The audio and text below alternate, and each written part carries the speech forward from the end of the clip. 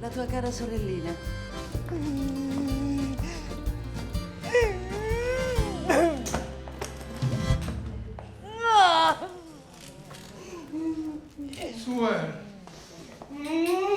Fratello, condoglianze.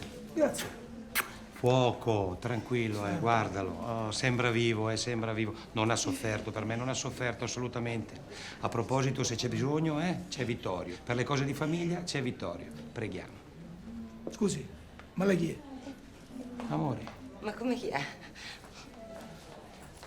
È il mio amore immenso. E tu anche mandato il selfie recentemente, mentre eravamo ai laghi. Facevate il selfie sul lago, eravate voi, non vi avevo riconosciuto. L'unico al mondo ancora non sapere cos'è un selfie. Il selfie. L'autoscatto, Mauri. No, perché c'era uno che dava la foto, no? Ma non sei contento?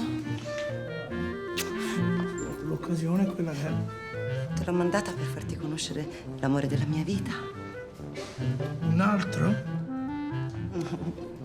Scusa, fratello.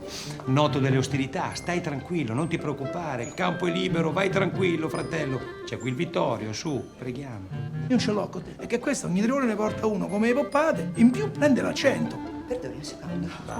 Ciao, sono macchina in doppia fila, vado a spostare.